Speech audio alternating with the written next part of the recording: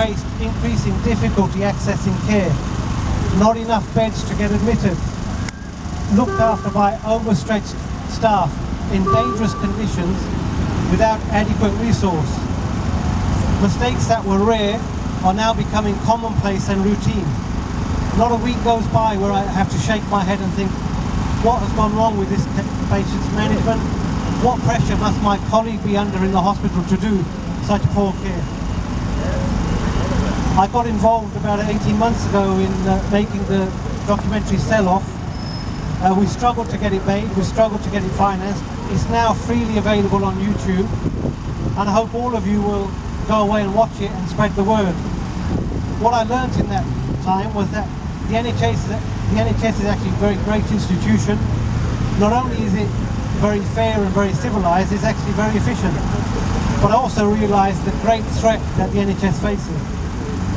The film explains a complex and two-decade deception that most of us have fallen for and some of us continue to fall for. Please go on YouTube or go onto the website selloff.org.uk and watch the film for yourselves. I hope you'll agree it's quite powerful and it clarifies a lot of issues. The NHS has been transformed from a caring organisation to a business. The end game is the US-style insurance system, and if anybody who pretends to know what they're talking about tells you different, they're lying. They're trying to mislead you, and they're more than likely part of the privatisation. Their system is twice as expensive and delivers worse outcomes. Our politicians are paying private corporations to steal our NHS from us using our money. You couldn't make it up. This is wrong on so many levels. Money is being siphoned off, which should be spent on healthcare, by an infestation of parasitic management consultants, accountancy firms, IT companies, financiers and banks. All of these players are totally unnecessary in delivering publicly provided care. We do not need any of these people. So what we've had already over the 20 years of the privatisation is the installing of a bloated and toxic management structure which is designed to force through privatisation and cuts irrespective of the consequences. The NHS network of hospitals, which was collaborative, has been broken down into foundation trusts which can be sold off and asset stripped one by one. A lot harder to do it all in one go. We might notice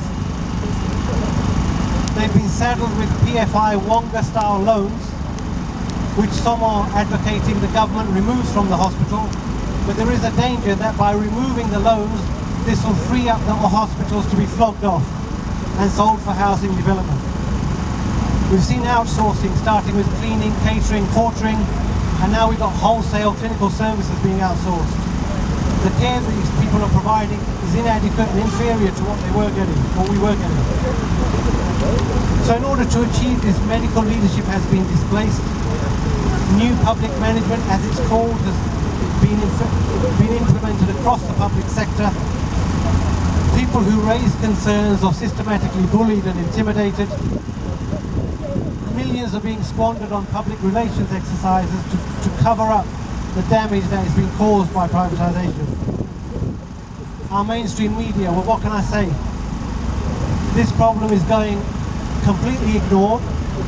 We are being diverted with the repetition of the government's privatisation narrative, which is that the NHS is unsustainable, that it's being eroded by frivolous care or by immigrants coming along as health tourists. These are all diversions, and they're very effective. We are being brainwashed and softened up for user charges and private insurance. There's a coordinated program of misinformation and myth-peddling by compliant think tanks, front groups, large sections of the press, and we've seen this before over the Iraq War, and we saw it over Hillsborough, and we're seeing it again over the paedophile scandal in Westminster. So we are being asked to believe that you can provide better care with fewer A&Es. Well, North West London has already lost Hammersmith, they've already lost Central Middlesex, they will lose Ealing, they will lose Charing Cross, and once the A&E goes, quietly the other departments will die off. This will lead to avoidable death and harm for our patients, and will put immense pressure on staff. But the trust will be charged with covering up this damage for as long as possible. So now we have in charge of the NHS a man called Simon Stevens. Anybody heard of him? His last job for 10 years was working for United Health, which is one of America's largest private health insurers. Guess what he's going to do to the NHS? He's outlined a 5-year plan, which sounds good on the surface, will fool a lot of people because it goes on about how lovely the NHS is. But when you decode the spin, what he's proposing is up to 30 hospital closures across the country, devolution of budgets to allow local politicians to get the flak rather than Westminster, allow for local pay negotiation, the dumbing down of delivery, shortening doctors' care, shortening nurses' care, getting nurses to do doctors' work, getting HCAs to do nurses' work, and getting volunteers to do HCA's work. You can imagine what will happen to quality. They're using the 7-day narrative, not that we don't already provide 7-day care, but to get rid of unsocial hours payment so they can hand over a cheap compliant workforce for Virgin and United Health. We need to look beyond the headline and analyse what are they really up to. As for GP services, well, this is earmarked for mass closure.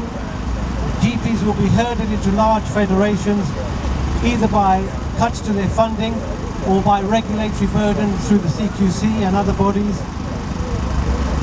Once you're in these practices, you will be micromanaged. If you don't work to targets, you will lose your job.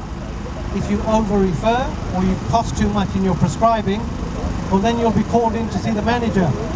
And then she will pass this on to your appraiser and your career will be on the line. This is how they will maintain control of a relatively easily controlled, up to now, medical population and nursing population. And the most insulting one, they're using it twice, care in the community. They used it for mental health in the 80s. They disbanded lots of hospitals, flopped off the land, and have made mental health primarily a service of pushing drugs onto patients rather than getting them involved in more costly psychotherapy and other interventions which have been proven to be effective. So as the horror stories mount, these will be used to further justify privatisation. The very cause of the stories will be used as a solution. If these people were doctors, they would be killing all of their patients. They come up with the wrong diagnosis and they come up with the wrong treatment time and time again. So what do we need to do? We need to get real. We need to stop falling for the spin. We need to ourselves become messengers for what's happening. We need to get out there and inform our colleagues. Do not wait for the unions. Do not wait for the representative bodies. Time is short. We need to get into action and get into gear very quickly. Join local groups. Don't reinvent the wheel. Don't fall for pie-in-the-sky notions which potentially push this issue into the long grass. Hold screenings of sell-off. I'll come along and do a Q&A. I've got nothing better to do in the evenings. Forget my family and my children. I'll come and join you. Thank you very much.